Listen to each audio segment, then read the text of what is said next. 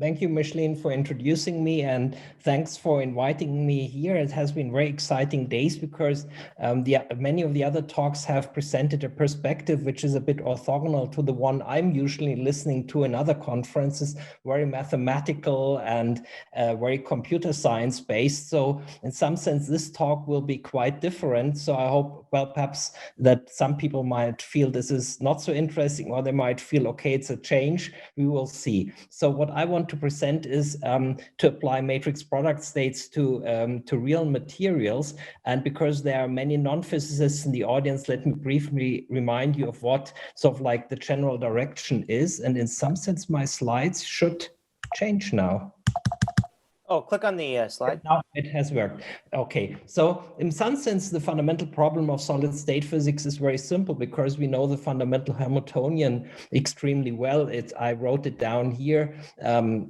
In an extremely simplified version, which doesn't even have lattice vibrations, just the electronic part of the many-body problem. The problem of that Hamiltonian is that it's extremely hard because we don't really know how to solve the Schrödinger equation with many degrees of freedom. And the problem is, of course, here the electron-electron interaction. And so how do solid-state physicists deal with that? And so this is basically a course of condensed matter physics for non-physicists in 2 slides. The one scenario, which is the one you get usually taught in undergraduate courses, is that the valence electrons, the ones that can basically move around in the solid, they're extremely well delocalized.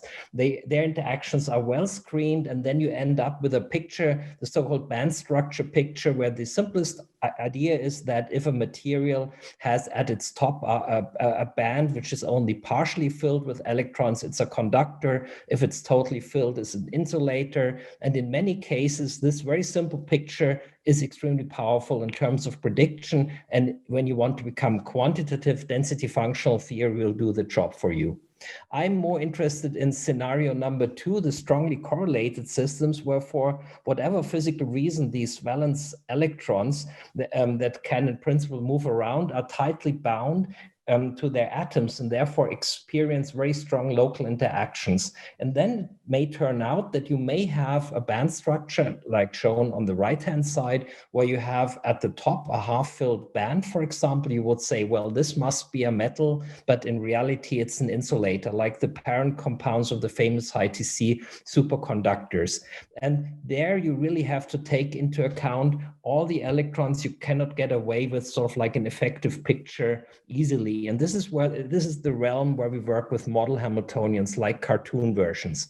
Now, why are these strong correlations so interesting? There are many, many fields of physics where they matter. I will not go into that. I will focus straight on as really 3-dimensional systems. Also, the ones I will be discussing today are actually layered, essentially 2-dimensional structures, but this doesn't matter. We really want to see the full physical picture, no longer deal with a model or cartoon Hamiltonian. So the work I'm going to present is basically matrix product states meeting another method which is extremely powerful in the field of strongly correlated systems, the so-called dynamical mean field theory, which takes us towards realistic materials. And the people I'm showing are the main collaborators in my work. There are more listed below, and there have been a number of papers which are listed at the bottom, but effectively I will mainly focus on the one in red because it's the one where we spent most of the time on actually sorting out conceptual issues. The later papers are basically now applications which perhaps do not fit so well in this workshop. So let me try to explain what this dynamical mean field theory is about, because this has nothing to do a priori with tensor networks and stuff like this. The idea of mean field theory in physics is quite generally, if we think about a magnet, that we have microscopic spins, they interact with each other, they fluctuate. And in the first step, you say, I focus on one of them. So basically you lose the spatial dependence of your problem. And then in a second step, you basically say, I can average out the fluctuations of all the other spins so that the one spin you have picked moves in an effective field. So you also lose the temporal dependence. And this is the famous Weiss mean field theory, which goes back more than 100 years. And from the idea that this one spin you picked should not be special, you can derive a self-consistency condition, which in that simple example takes the form shown, but that's a detail that's not so important here. The important point is that it's about the magnetization in this case, which is the order parameter of the phase transition between, say, a ferromagnet and a paramagnet, which you would like to understand in this picture. Now, the idea that you have an order parameter that shows a symmetry breaking or not, this is not totally universal. If you think about the famous Mermin-Wagner theorem or the Kosterlitz-Thouless transition, where you have transitions without an order parameter. And the transition we are interested in here between insulator and metals in strongly correlated materials also doesn't have a simple order parameter of that sort. For example, if we consider a very simple example where electrons can hop from one side to the next, and if it's a half-filled band, then it turns out that if the electron-electron interaction U is small, it's a conductor. If U is large, it's an insulator because they block each other energetically, but there is no symmetry breaking as such. So what do you do in such cases? And this has been a difficult problem for many decades. And I think a decisive breakthrough was achieved in the early 90s with this dynamical mean field theory, which again picks one side in our huge lattice on our solid. So that's like the mean field theory of Weiss in the old days. But what now happens is that the path around it, that's the jargon for it, is now dynamical. You do not lose the temporal dependence. And what happens is that this one side you pick, which you call the impurity, it's not an impurity in the standard sense that there's an alien atom around. It's just the one side you pick. Electrons can hop from it into the bath and back. And basically the bath is also something where you average out stuff. And again, you can derive a self-consistency condition. And in that case, it is that basically you argue that the Green's function or self-energy, this is a way of describing the effect of the electron-electron interactions in a summarily way, that they should not be different for the rest of the lattice from the one side you picked, because I mean the one side you picked is in no way special. I will not go through the formulae here. The appealing thing is one could show that this method becomes exact if the world were infinite dimensional, which it is not, but in 3 dimensions it works extremely well. And people added to this method realism by looking at multiple bands in a band structure, looking at cluster methods so that you have not just one impurity site, but you resolve entire clusters, that you take the band structures from density functional theory like in real materials. And there's many more details. The problem of this method is in some sense that you can do all these things, but there is one bottleneck. And the bottleneck is that at one point you have to calculate the Green's function, which for the non-physicists in this example is that you put an electron onto the impurity at time 0, and then you remove it at some later time. Both real or imaginary can be done. And you look at the probability amplitude of that. And this is a very hard quantum many-body problem, despite the enormous simplifications you have already made by throwing out all the spatial dependence. And the methods you use for that in the jargon of that method are called the impurity solvers. And basically the progress in that method has been the progress in the impurity solvers.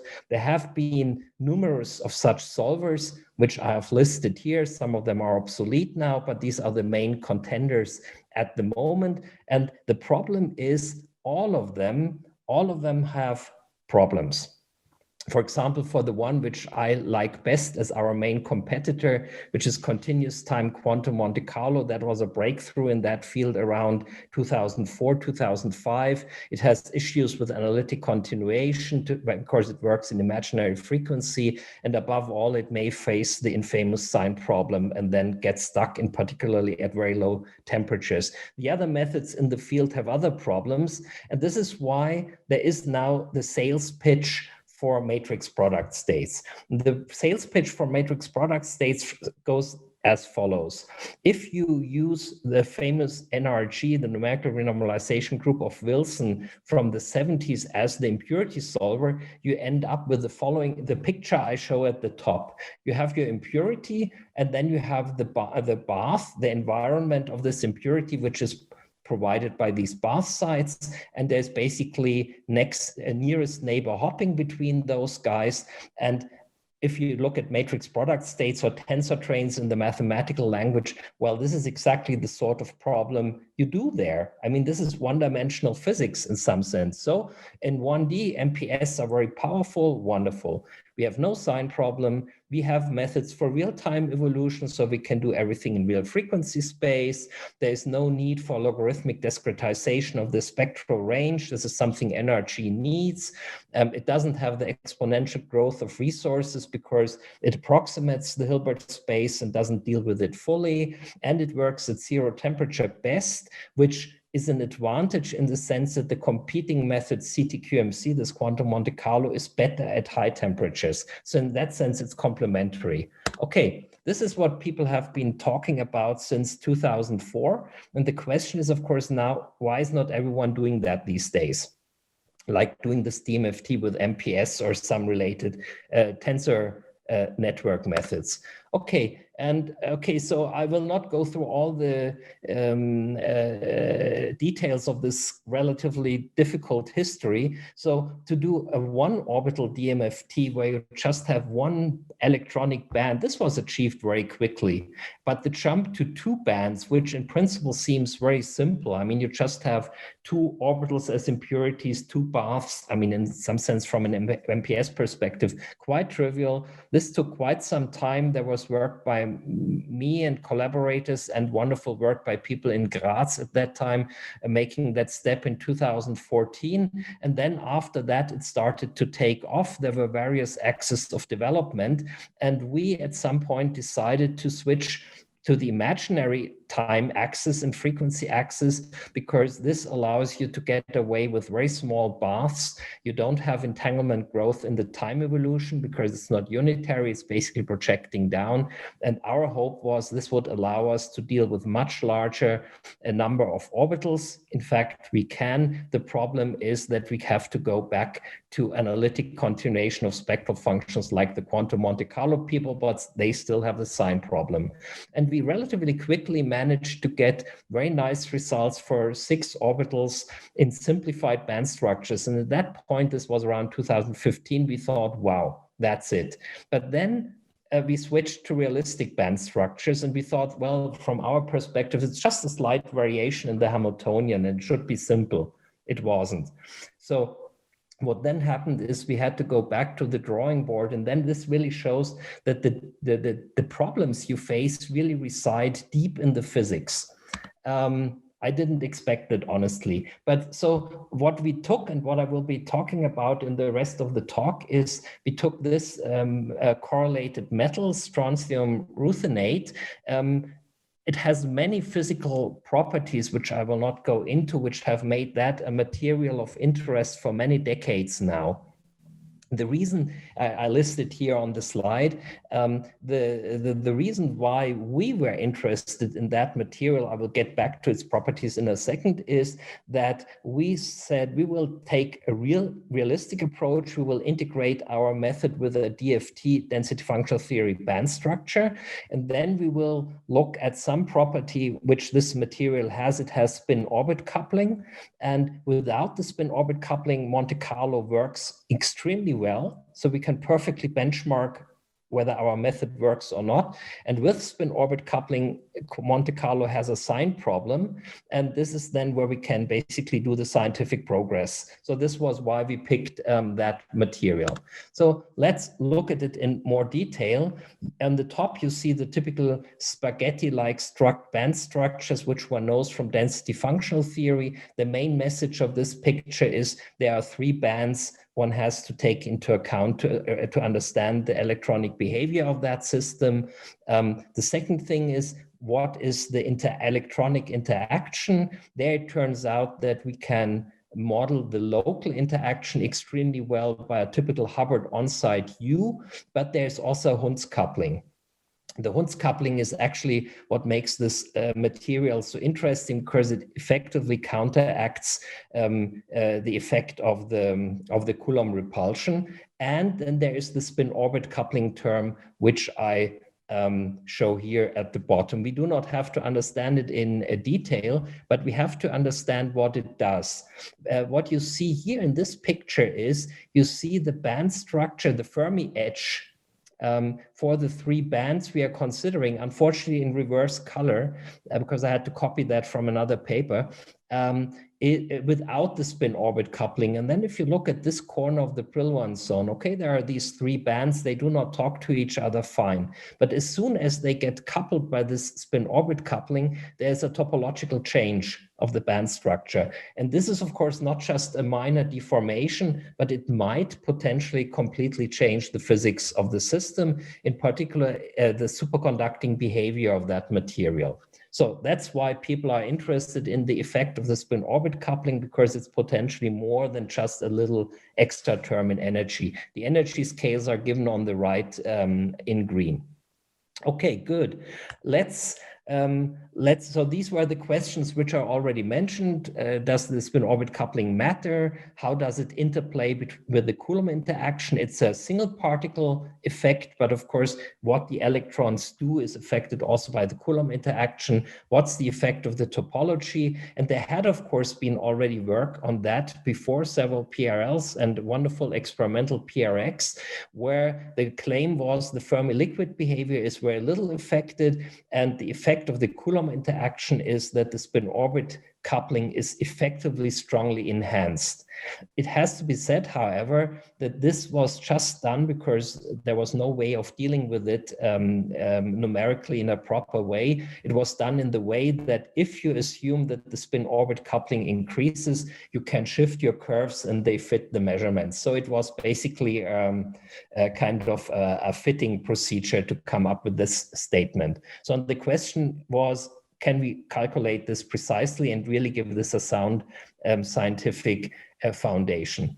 Now, if you really look into under the hood of this DMFT method, you see a relatively complicated self-consistency cycle, but effectively what you do is from your Green's functions and self-energies, you derive an effective Hamiltonian for the bath in which your impurity is sitting. This is a well-established procedure. And then by time evolution, you calculate the Green's functions, which you then feed back into the self-consistency cycle. If someone is interested in that, we can get back to that after the talk, but sort of like this is not really tensor related.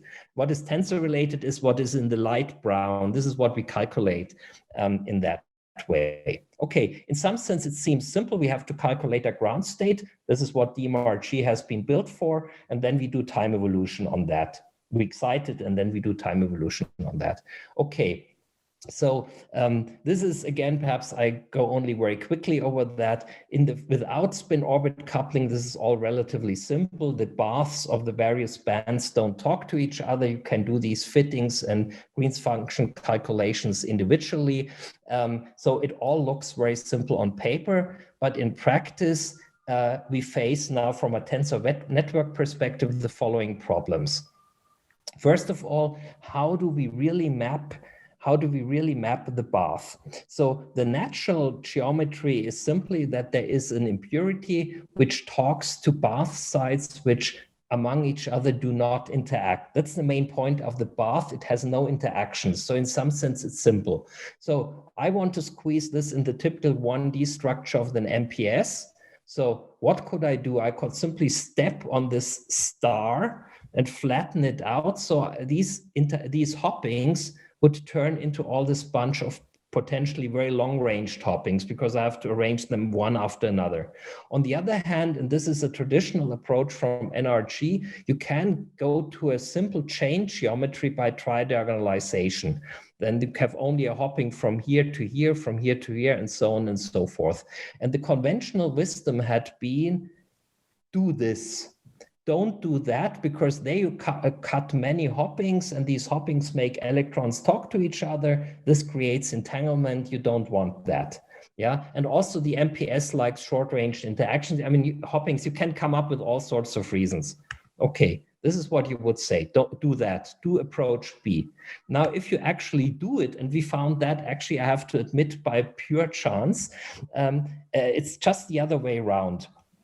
The star geometry, this flattened star geometry, is far superior. This is for one example where we looked at the matrix product state dimensions. The star geometry is far more superior. We're talking about efficiencies of orders of magnitude. And the reason for that is very simple, that one should not think about too much about the hoppings, but about the fact that in the star geometry, these bath sites have all different energies. And this energetically, even if there are these many long-range hoppings, energetically this blocks them. In the tridiagonal picture, they have all the same energy, so there will be lots of hoppings going on because it doesn't cost energy, and effectively much more entanglement is being built up as time evolves. So this really brings down the calculations enormously by orders of magnitude.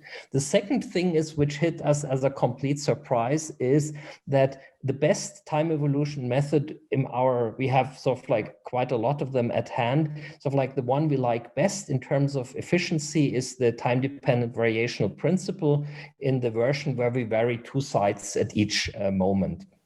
So now the problem of that method is the following.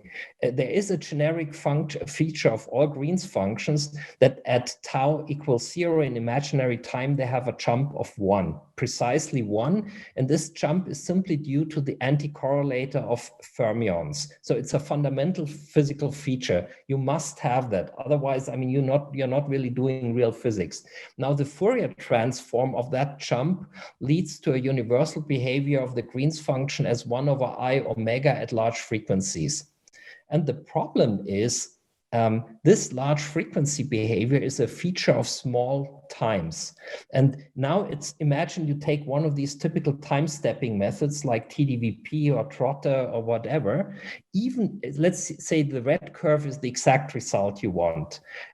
Even if your method had no error, if you just have the results at discrete points in time, of course, you're missing out on all this detailed information.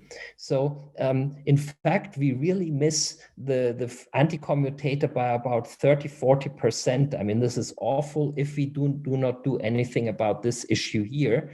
So what we did is, for this part here, or the first few time steps, we are replacing that by the much more costly Krylov time evolution, where, however, once you have it at a certain precision for a given time step, you can at no cost whatsoever have the same or even higher accuracy as for the entire time step. So we can really resolve at basically no additional cost times extremely finely here, and then do the Fourier transform properly.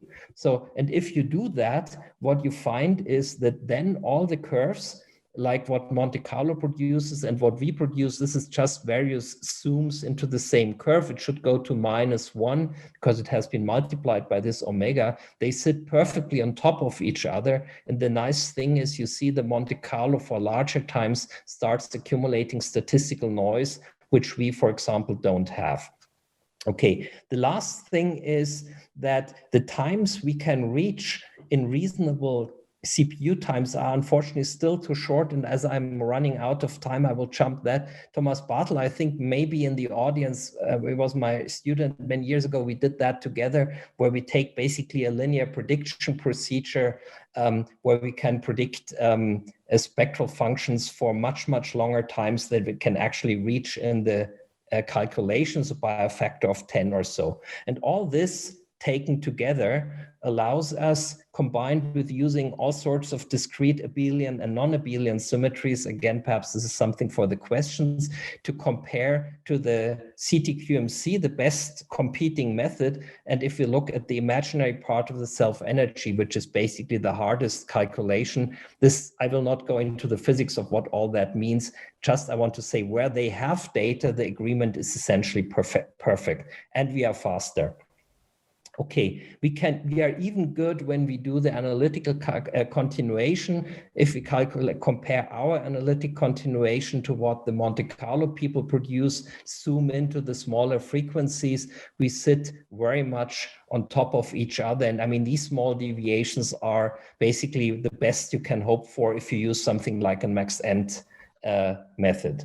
Let me now, in the last 2 or 3 minutes, jump to this spin-orbit coupling. The spin-orbit coupling, while we can do it because we don't have a sign problem, makes everything much, much harder, because as the bands now couple to each other, these bath Hamiltonians become much harder, because every bath can talk to every impurity or every orbital we are focusing in this method. So what this also means is, once one masters that, one has more complicated fitting procedures and everything. And instead of a few self-energies, originally there was 1 per band. In fact, there were only 2 because of one symmetry. We jumped to 21. This is just to shock you, kind of all the many Green's functions that had to be calculated, but ultimately it boils down to just 2 or 3 different ones. The first thing is that on the diagonal self-energies, where the electrons hop from an impurity into the bath and back onto the same impurity, this is where the Fermi liquid behavior is determined. Nothing happens. So, as had been previously supposed, the Fermi liquid behavior, despite the restructuring of the topology, remains unchanged. At the same time, we could now, for the first time, really calculate what the self-energy of in the off-diagonal terms looks like, where the spin-orbit coupling makes itself felt. And then it turns out that the earlier approaches, where you just basically said, I introduce phenomenologically a shift and say Coulomb interactions makes it much stronger for whatever reason, this was good, this was luck. This was pure luck, because what the calculation shows is that the self-energy is essentially flat, meaning in the sense it's more or less frequency independent. And the fact that it's frequency independent means that you can essentially just turn it into a parameter. And on the last slide, I would like to show that we can really now look at real materials, in the sense that what you see here is really a high resolution picture of the top right quadrant of the first Brillouin zone of this strontium ruthenate. And these are incredibly good angular resolved photoemission spectroscopy results, probably the best in the world, I would say. And this is kind of these bluish lines, which you see here. That is what they measure. And this is basically what you do if you do a density functional theory. Then you predict that the Fermi edge should be sitting on these black lines. And if you basically take into account the spin-orbit coupling properly, without fudging, without introducing any external extra parameter which you tune, what happens is, just look at this curve, you shift right onto the Fermi surface here and here. It's not working so well here, but the people really knowing about this material science aspect claim that this is a problem that does not come from us. I don't really know, but I take that as a as a statement which I can live with. So there is a question which I perhaps will answer after the conclusion, and jump right into the question section. Sorry if I overlooked that, but I think it just came 1 or 2 minutes ago. So for the conclusion, I think I've shown that we can now apply matrix product states for more realistic non-one-dimensional problems.